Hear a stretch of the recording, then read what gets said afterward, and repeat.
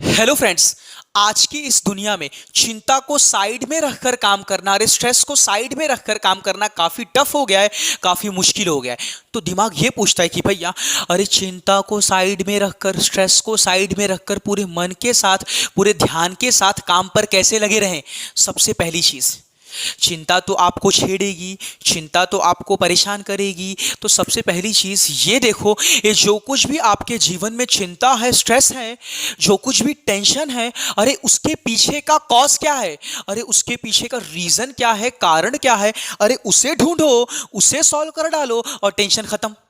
लेकिन ध्यान देना, ये टेंशन, स्ट्रेस पल भर में खत्म नहीं होगी, थोड़ा सा समय लगेगा। तो करना क्या है आपको? हमें क्या होती है, जल्दबाजी होती है, अरे पेशेंस नहीं होता कि ऑन द स्पॉट जगह पे चिंता को खत्म करें, लेकिन ऐसा नहीं होता, थोड़ा सा समय लगता है। तो करना क्या है आपको? सब कुछ काम धंधा छोड़कर चिंता के पीछे नहीं भागना है। ये जो कुछ भी आपकी ड्यूटी है, जो कुछ भी आपका काम धंधा है, सुबह से लेकर के शाम तक वहां काम करिए पूरे ध्यान के साथ, ठीक है, ये पूरे कंसंट्रेशन के साथ। उससे क्या होगा, चिंता आपको छेड़ेगी नहीं या आपको घबराएगी नहीं। पूरे ध्यान के साथ काम करिए और रात को आइए, ये चिंता, टेंशन के पीछे कॉज क्या है, कारण क्या है, उसे ढूंढिए, ठीक है। फॉर एग्जाम्पल, मान लो कि भैया आप एक बैंक में होम लोन पास करवा रहे हो और पिछले 3 महीने से आपका होम लोन पास हो रहा है क्या, नहीं हो रहा है। तो करना क्या आपको?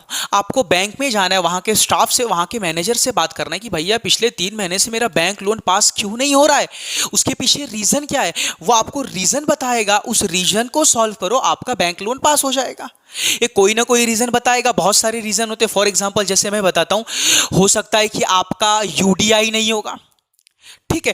आपके पास यूडीआई नहीं होगा, जब भी हम आईटी रिटर्न फाइल कराते हैं तो चार्टेड अकाउंटेंट सीए हमें यूडीआई देता है। हो सकता है आपका सीए आपको यूडीआई नहीं दिया रहेगा, तो बैंक बोलेगा कि भैया आपका 3 महीने से लोन इसलिए पास नहीं हो रहा है क्योंकि आपके पास यूडीआई नहीं है, जाइए सीए से यूडीआई लेकर के आइए और आपका लोन पास हो जाएगा। आप यूडीआई लेके आओगे, आपका लोन पास, आपका टेंशन खत्म।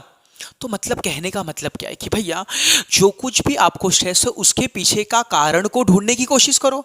अच्छा मान लो फिर भी आपका वो बैंक लोन पास ही नहीं कर रहा है, तो एक काम करो, ऐसे एक्सपर्ट से सजेशन लो कि भैया जिस बैंक में आपका लोन पास हो जाएगा, तो वो एक्सपर्ट आपको सजेशन देगा, उस बैंक में जाइए और वहां पर आपका लोन पास हो जाएगा। तो कहने का मतलब क्या है कि आप स्ट्रेस के पीछे के कारण को ढूंढो, अरे कॉज को ढूंढो और उसे सॉल्व करने की कोशिश करो। चिंता को, स्ट्रेस को लेकर मत बैठो। आप क्या सोचते हो, चिंता को, स्ट्रेस को लेकर बैठूंगा तो प्रॉब्लम सॉल्व हो जाएगा? बल्कि नहीं, चिंता और स्ट्रेस को लेकर बैठने से प्रॉब्लम तो सॉल्व होगा ही नहीं, और चीज़ें गड़बड़ होती जाएंगी, आप काम भी ढंग से नहीं कर पाओगे, ये प्रॉब्लम होता जाएगा। तो ध्यान देना, याद रखना, चिंता को कैसे सॉल्व करना है, पूरी तरह से चिंता के पीछे पड़कर नहीं। आप काम में बिजी रहिए, व्यस्त रहिए, व्यस्त रहिए। जब जब आपको समय मिले, बीच में जा जा करके चिंता के कारण को ढूंढे और उसे सॉल्व करें। तो काम में बिजी रहने का मतलब ये नहीं कि मुझे पैसा कमाना है, काम में बिजी रहने का मतलब ये है कि आपके ऊपर चिंता का ज्यादा असर नहीं पड़ेगा, चिंता आपको घबराएगी नहीं। तो बीच में जब जब समय मिले, बस उसी समय ऑन दी स्पॉट जाकर के उसे सॉल्व करने की कोशिश करें। ये ना सोचे कि तुरंत सब कुछ मैं छोड़ दूं और ऑन द स्पॉट चिंता को सॉल्व करूं। ऑन दी अदर हैंड, अरे ऐसी चिंता, अरे ऐसा टेंशन, ऐसा स्ट्रेस जो डिप्रेशन बन चुका है, यानी अवसाद बन चुका है, यानी हमारे मन और मस्तिष्क में एकदम अंदर जाकर के बैठ चुका है, अरे निकलने का नाम ही नहीं ले रहा है। या फिर ऐसा चिंता, ऐसा स्ट्रेस जिसका कोई सल्यूशन नहीं है।